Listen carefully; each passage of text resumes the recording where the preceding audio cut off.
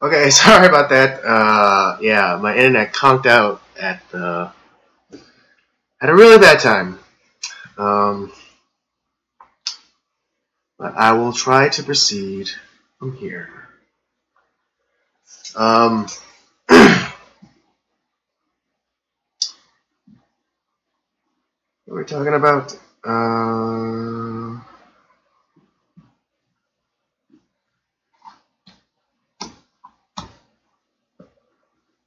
What was it?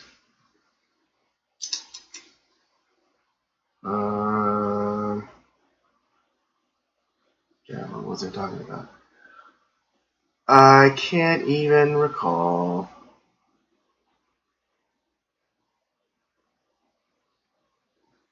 Yes, Robert. Robert has just commented that it's my fault. Yes, it's all your fault, Robert.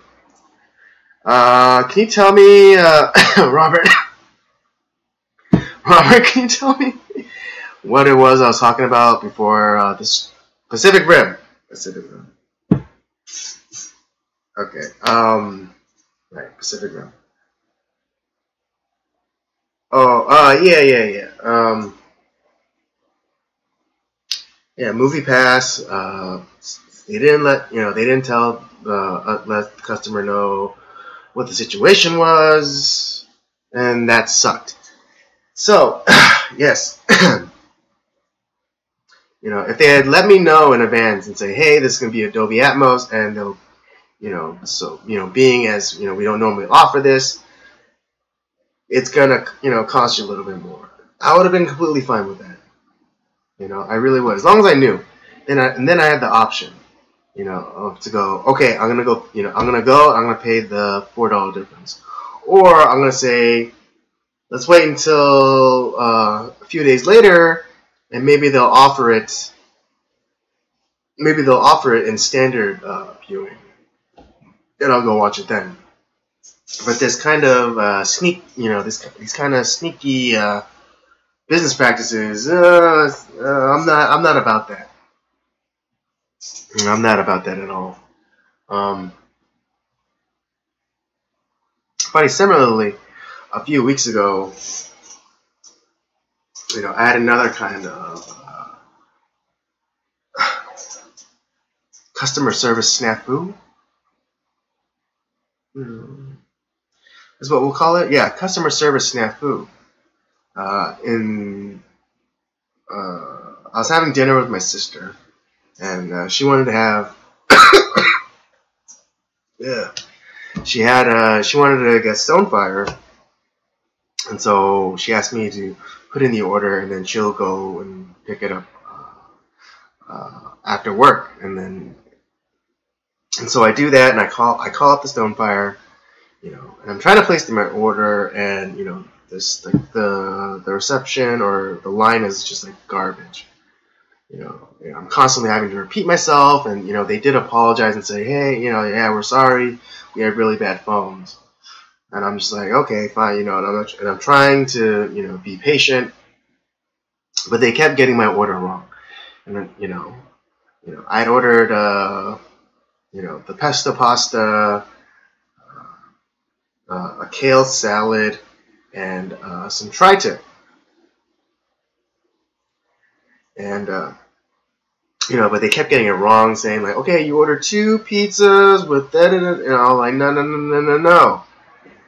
And, and finally, I got it all out, and, I got the order out, and then I had them repeat the order, and they're like, cool, great, we got it, we'll see you,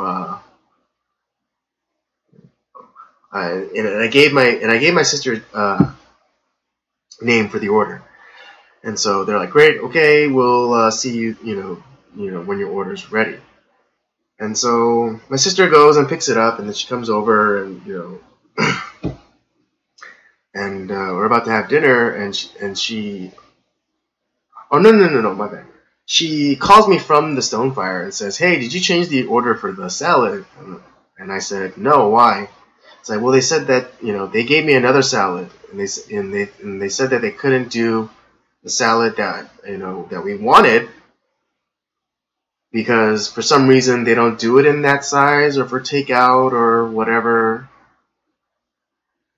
And you know, when I heard this, it made me really pissed off, because you know it made me pissed off because they didn't even try and call me, because I had left my phone number, because they asked for a phone number in case, for whatever reason, in case like something, just like this situation, for just this situation. I gave them my number for just this situation, because they take my order, but then they tell my sister that that they can't do that salad for whatever such reason. And they could have just called me up and said, "Hey, I'm sorry to say that, but we can't do the salad for whatever reason. But would you like to order a different salad?" And so, if they had done that, it would have been fine. It would have been cool. But they didn't. They just prepared everything, and they put in another salad, into the order, and they were just going to give it to us. Without even trying to, without even letting us know, or trying to resolve the situation. And it got me really pissed off. Because how are you going to take someone's money? How are you going to take someone's money and not give them what they had asked for? It just really it annoyed me, and it frustrated me, because I mean, I know I'm gonna sound like an old man, but it's like like back in my day, we had real customer service.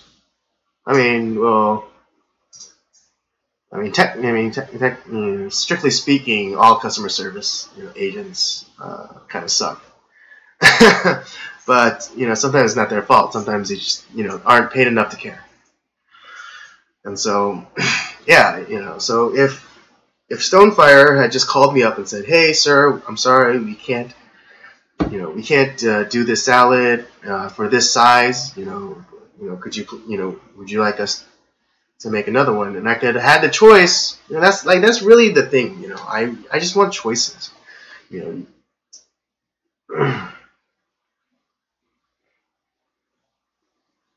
I just want I want the choice. But you can't take my money and then make the decision for me. It's like, you take my money and then it's like, oh, this guy, this guy ordered this salad, but we can't do it in this size. Oh, so we'll just give him whatever salad. That's like a big middle finger to your customers. And I mean, I understand, and I mean, I kind of, I understand, the food industry sucks, the hospitality industry sucks, and and sometimes Stonefire is a popular, restaurant, and sometimes they get slammed or whatever, but, like,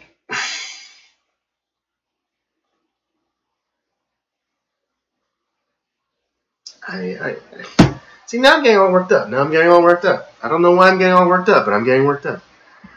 I'm just. I mean, I guess I'll move on from this. I'll talk about one more kind of related topic, and I'll be done with it before I work myself up into a tizzy. Yeah, I mean, I don't know. I just came upon this from watching other people's websites,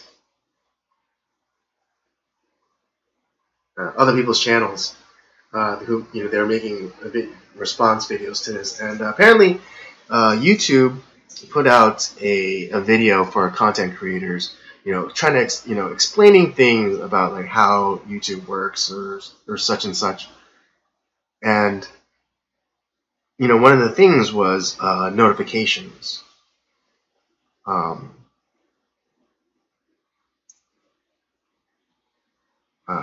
mean, if you are a regular consumer of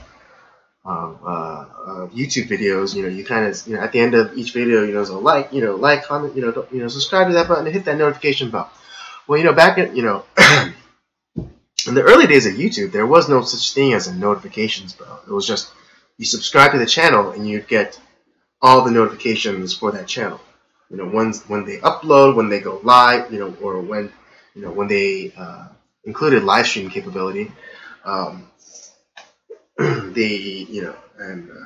get the notification. I mean, hopefully for those of our subscribers, you are getting you're getting the notification for when we do these live streams for nocturnal transmissions. And if you're not, then please click that little bell icon and indicate your desire to always be notified about when we post videos or when we go live. And they try to explain like, oh, if your subscribers, we made it so that people aren't inundated with notifications from channels, and so we made it so like you could choose like how often you get them, or sometimes the algorithm will determine whether you get them or not depending on your frequency watching videos from this particular creator. And it's like, hold up, wait one goddamn minute. When you press, back in the day when you pressed the subscribe button, that meant you were all in.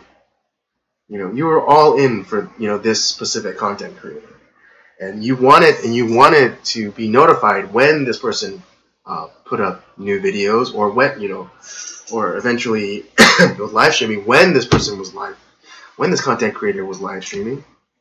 And so it can hardly be characterized as spam if you are asking to be notified.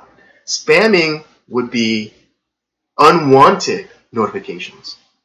If you're not a subscriber of, say, Casey Neistat, right? But you keep getting notifications about he dropped a new video, or he's doing a live stream.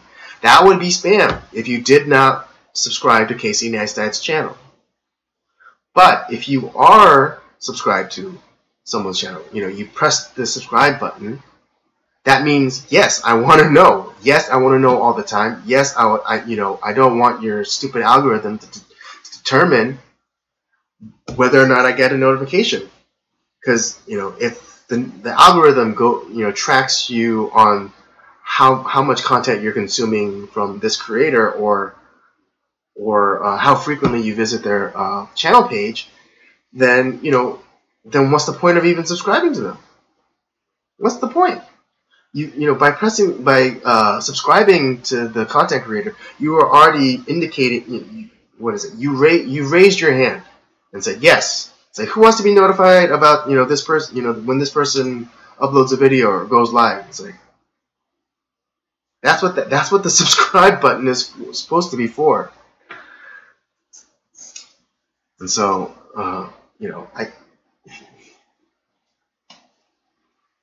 YouTube, you're drunk. Give me your keys. Give me your keys. You're drunk.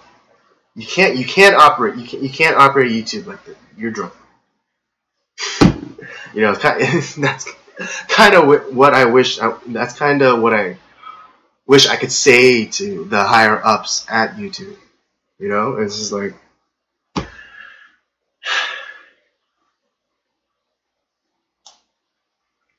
all right. Yes, Robert is in the live chat, and he did bring up an interesting point where it's like, yes, it's BS when they made these changes, but didn't really say that changes were happening. Exactly. Yes. They're not being very transparent. They just make the changes, and then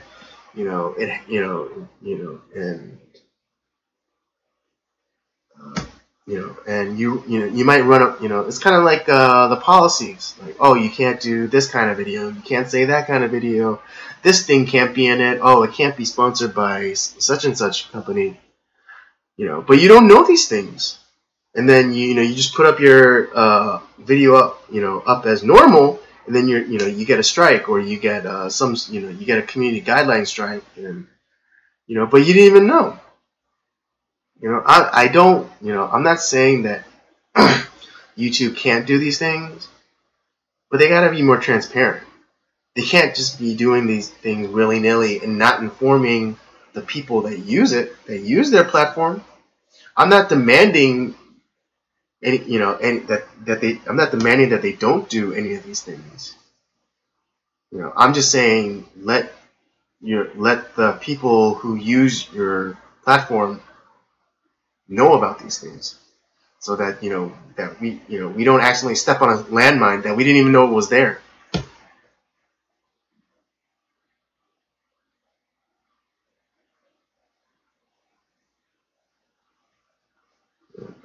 Robert also says, I all of a sudden stopped getting notified when my favorite channels had new episodes or went live with.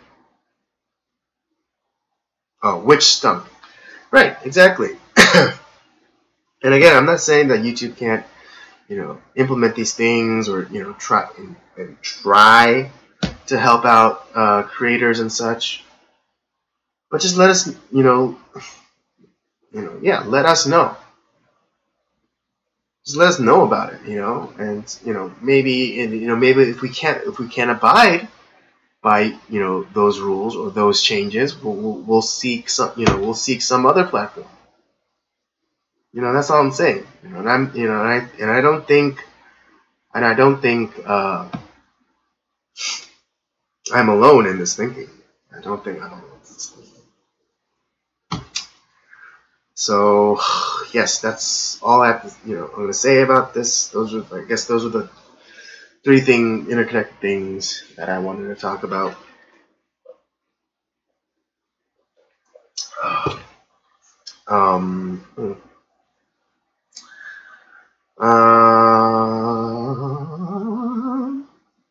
Let's see.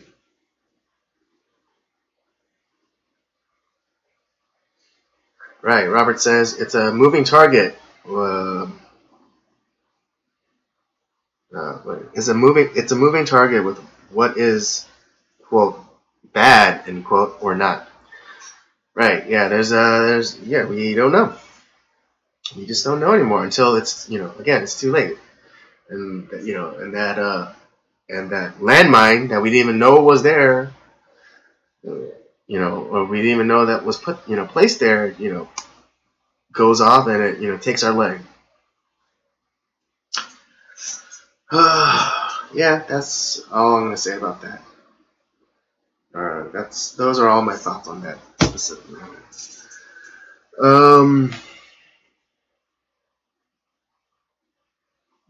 I guess the other thing I'll talk about. If you guys didn't know, the March for Our Lives rally, demonstration, march went on this weekend in multiple cities across the country, from DC to LA to Austin, on and on and on and on and on.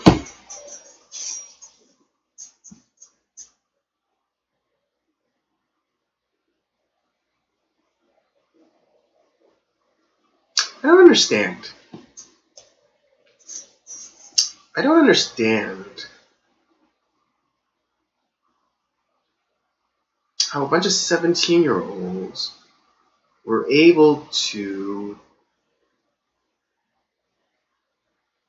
put on something to this scale by themselves.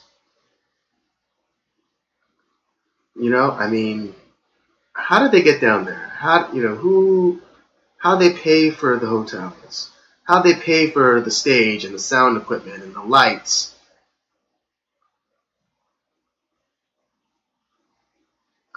It just doesn't make sense to me. A bunch of 16, 17-year-olds, 18-year-olds.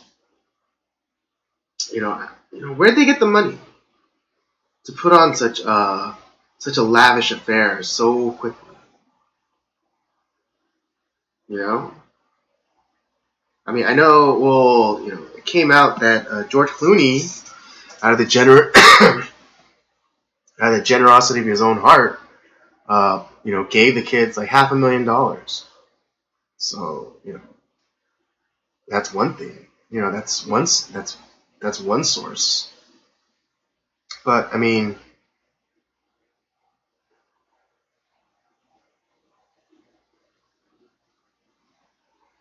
yeah, it just doesn't make sense to me. How they pay for the travel and the stages and the lights and the microphones and such a short time too, because like the shooting happened last month, and they already what they do, have a bake sale, car wash. I, it doesn't make any sense to me.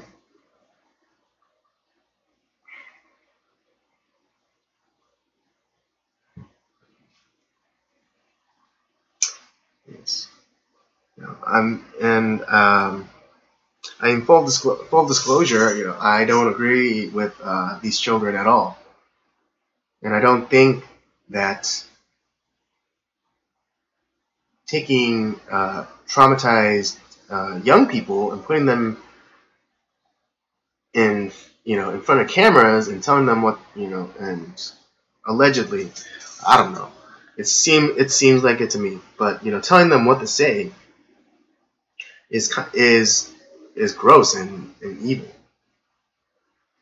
Um, you know, uh, I guess one example is like a few, like the really younger kids, like not just the the Parkland kids who are like high school kids, but they had like they had like an 11, they had like an 11-year-old girl, trotted out there and talked about how black and minority women are just are underrepresented, in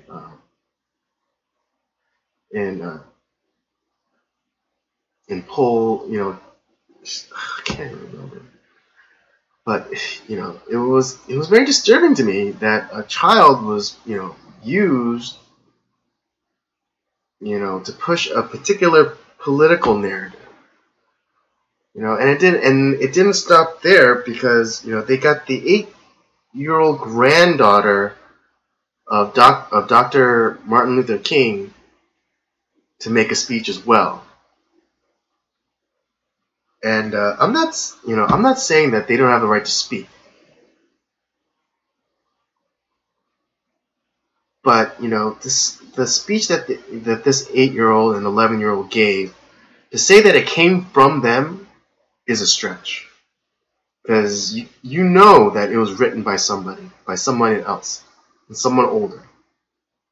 You can see, like, with the young King girl, like she, it wasn't a very long speech, or like at least like the video clip that I saw, it wasn't a very long speech, but you could see on her face she was trying to recite it from memory. And but it didn't sound like the way an 8-year-old would speak, and that makes it so, and that just makes make my skin crawl a little bit, because I don't I wouldn't want the right to do it.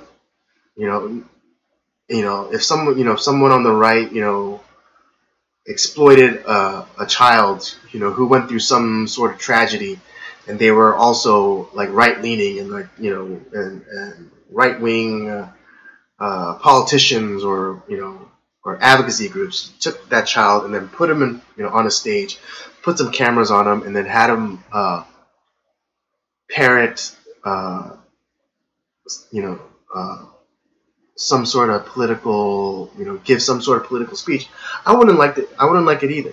I think it's gross to use children for manipulative and political ends.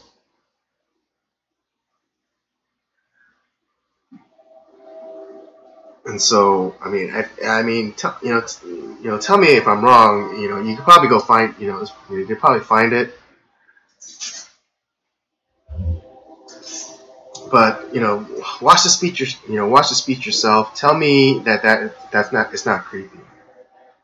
that you're having a young child go up there and spout off, talking points, you know, talking points that that a good majority of the country do not agree with.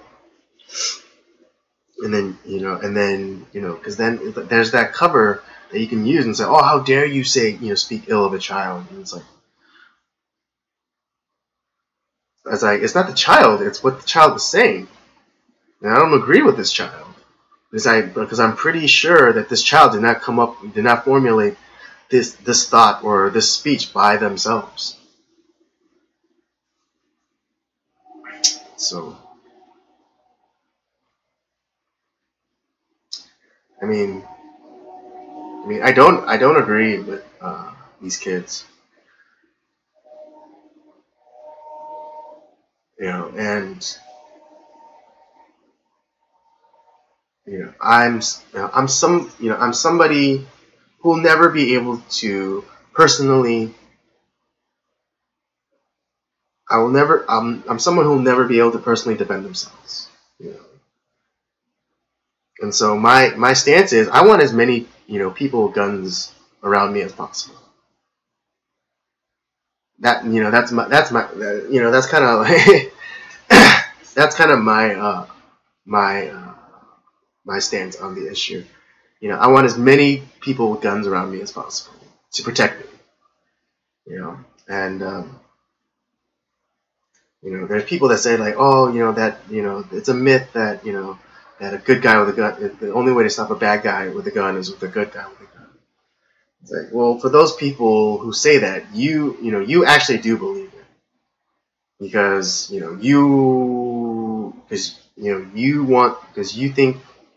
want the police to be the only ones with the guns, right?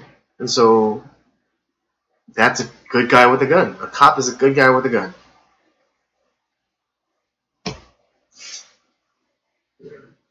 So whether you believe it, whether you want to believe it or not, you too also believe that old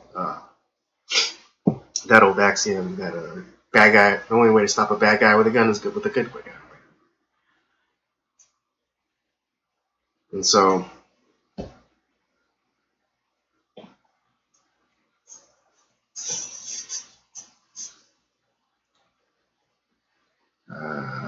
let me just read some of the comments that Robert posted. It was tragic what the kids in Florida went through, but it doesn't make them experts on these policies. That's true. Actually, let me.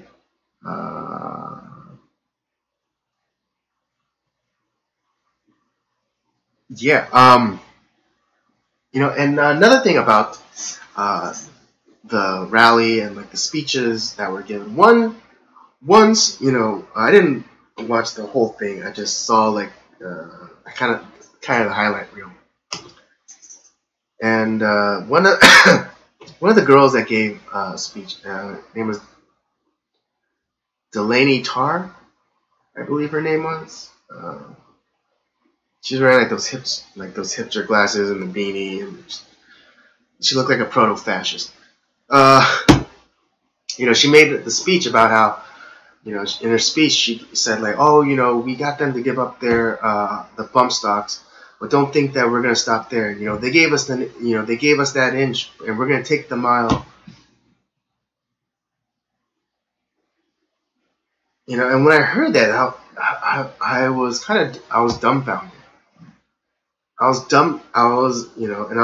struck awe at the brazenness that that they said that this is what they're basically saying. It's like no compromise, no common ground.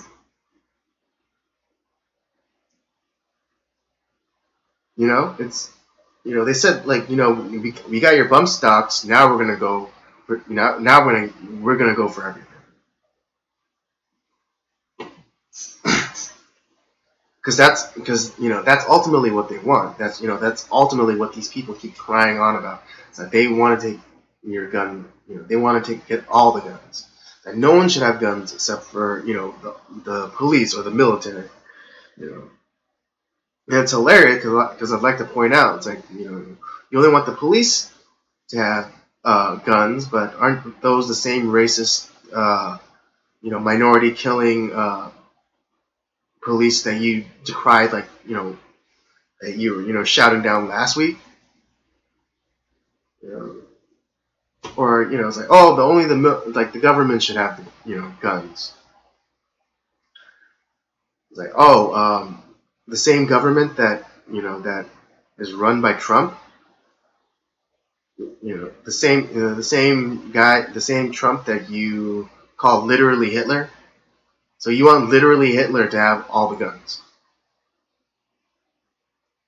I mean, come on, tell me if my logic is flawed here, but that sounds like what you guys are saying.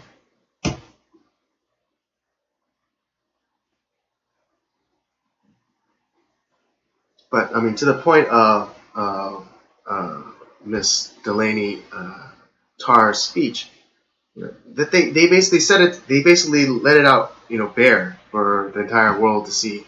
That there is no compromise. They want to take away guns away from people. And they and bless their hearts. Bless their hearts, because they never asked the question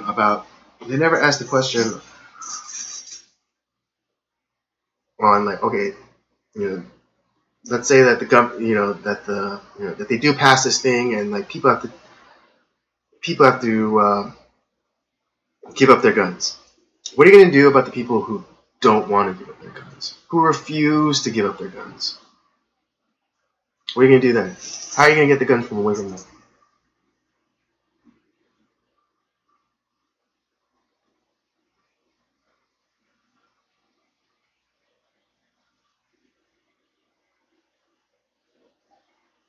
Yeah, exactly. You're going to have to send in the police, you're going to have to send in the military to go in and try to take those guns away from that person. I mean, I don't know about you. I mean, I've had family in the military, and I know people in the military, and I don't think that that's an order that they'll follow through on. Going into American citizen, law-abiding American citizens' homes and trying to take people's guns away at the point of a gun.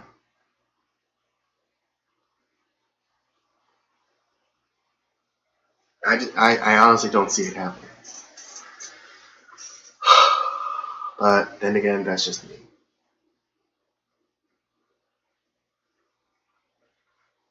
I don't know if you guys have seen it, but if you guys have seen David Hogg's speech, I mean, not to do the thing that the left does and equate everyone to Hitler, but his speech did kind of give me, Hitler vibes. He was like, it's very like impassioned. Like, he's like, what was a stupid refrain in his speech? No more. Yeah, he was like, no more. Like, it was very like, was der Bruden, was du, like, was der Volkswagen. It was very.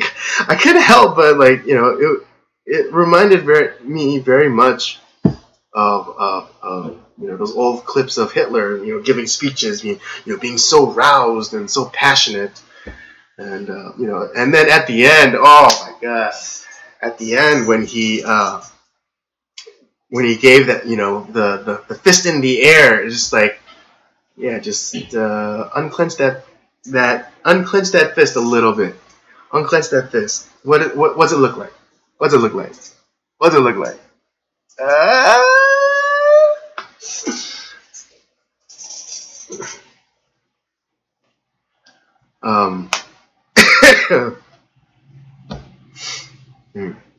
Oh, even more hilarious.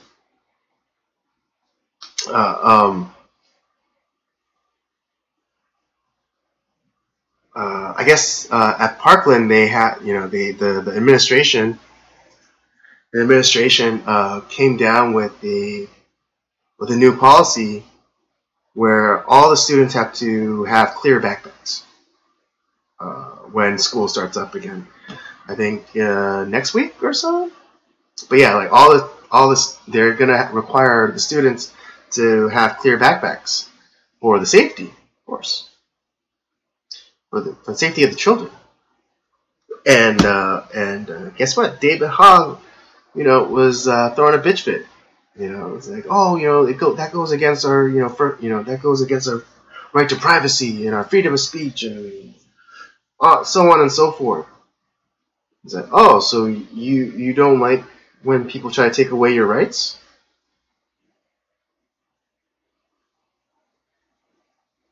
You don't like it when people tell you what you can or can't have?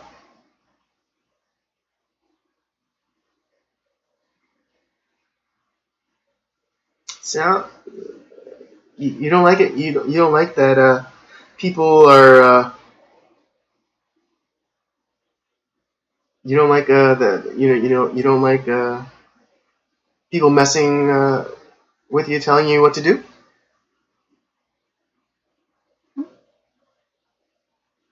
Yeah.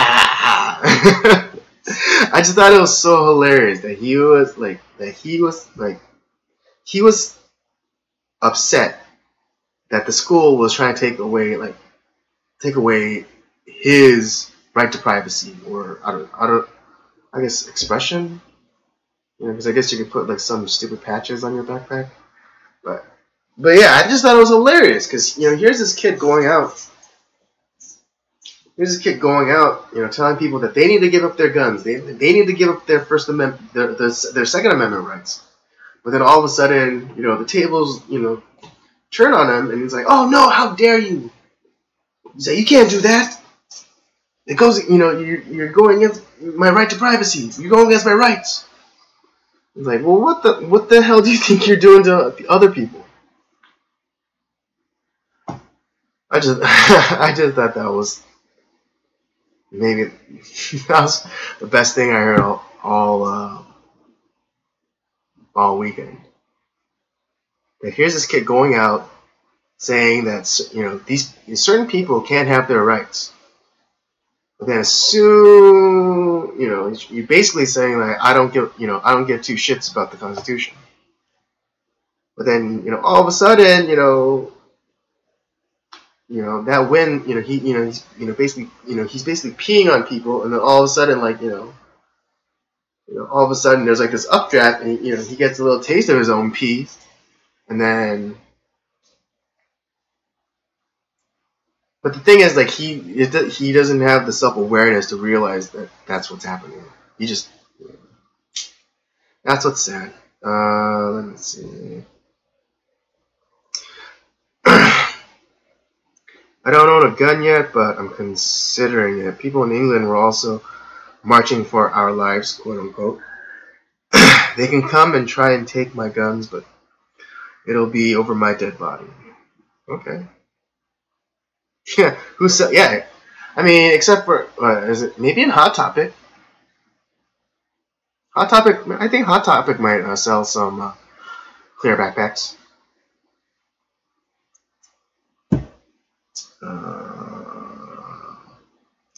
He's a dumb kid who needs to study the Constitution and learn the world isn't black and white. Quote, this is a type of discrimination, the type that's against me. Right? Oh, yes. Yes. Again, it wouldn't be Circle of Jerks podcast production or podcast if there weren't a Simpsons reference or Star Wars. But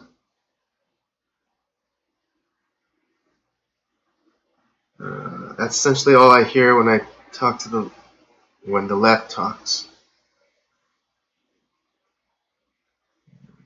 Sure, remind me what that meant, or what you were talking, what I was talking about.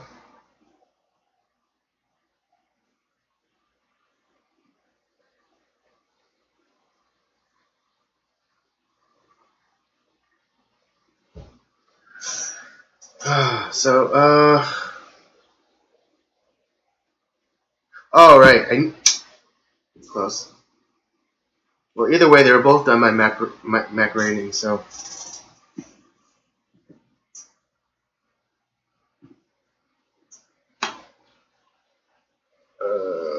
nah. Yeah, I mean, but again, that Delaney Tur girl, yeah, she based, and it's funny because like, her handlers, no one like went over the speech. It's like, oh, no, don't say that. Don't. She basically put all the cards out on the table and let everyone know that they're not interested in compromising. Oh, okay. Yeah, but yeah, they basically showed their hand and said and let everyone know that they're not interested in compromising. They're not trying to find middle ground. They just want to come for the guns, and they want to repeal the Second Amendment. Oh, and it's funny. Me and Robert have talked about this person to some length. The actor comedian Michael Ian Black, and he recently tweeted out that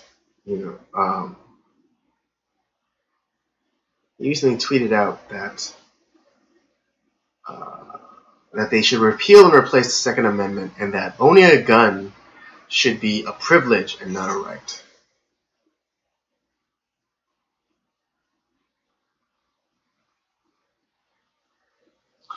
That's right. The right to defend oneself should be a privilege and not a right.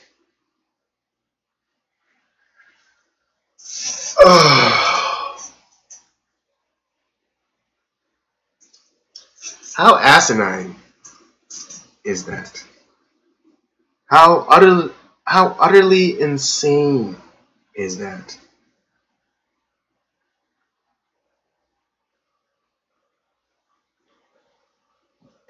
And I mean the idea that being able to defend yourself should be a privilege and not a right.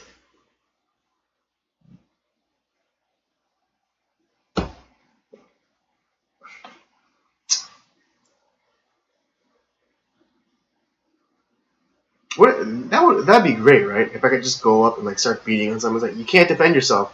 It's not you can't defend yourself.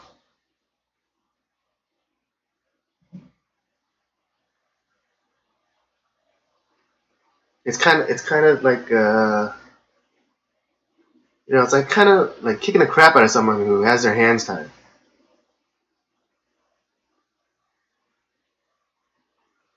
It's right. And I mean, then you're telling women that they don't have a right to defend themselves against rapists, against you don't have, and you're telling and you're just telling people in general that they don't have a right to defend themselves against muggers.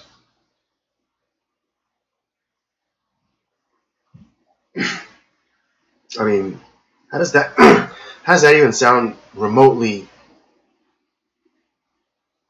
How does that not sound illogical?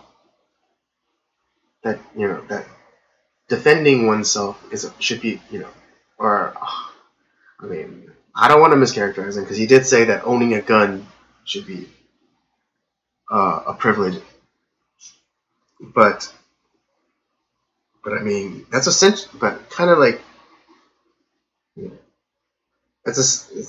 it's kind of the same thing. Defending oneself and then owning a gun. Owning a gun will allow you to defend yourself much easier. God damn it, Robert! Got me sick.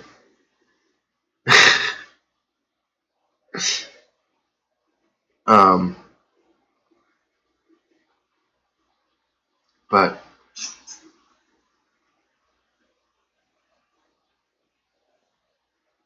yeah, and he also called Michael Ian Black also in a follow-up tweet. He said that like, I don't know. It was kind of ambiguous, but either gun ownership is tyranny or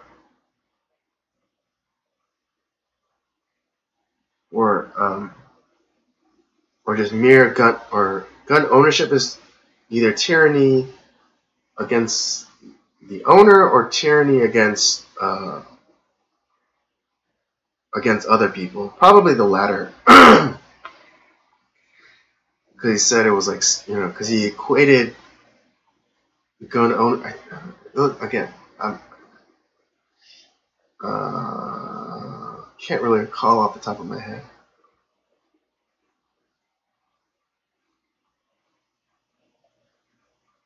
But what's that old Chinese toast? Here's to living in interesting times. And I dare say that we do live in interesting times. I go on, but my voice is kind of getting tired, and I got some sinus pressure building up, so I think I'm gonna shut her down. I want to thank you for joining me. I hope I was entertaining. I hope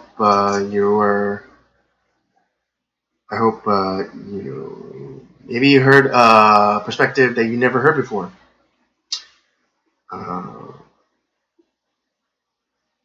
If you have any questions, or you want to push back onto some of the things that I had said, or put out there, just leave it down in the comments. We'll get to it after I stop being sick, Robert. Yes, just leave us a comment, and don't forget to like this video. Help get it out to other people. Help us build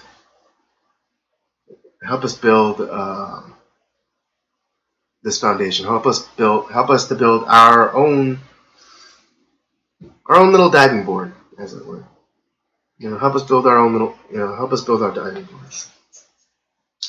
Don't forget to catch the next episode of Up by Up Down, Robert's gaming channel. He'll be continuing the playthrough of Zelda, or Legend of Zelda. Either way. Yeah, it'll be dropping this Thursday this Thursday. So so be sure to be subscribed and hit that bell notification, the bell icon, to be notified when that drops on Thursday.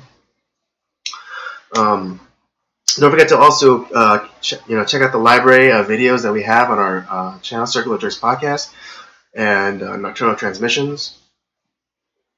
And don't forget to follow us on our social medias, Twitter at PodcastCOJ, and on Instagram at Circular Jerks Podcast. Thank you for joining me. I guess I'll see you guys next week.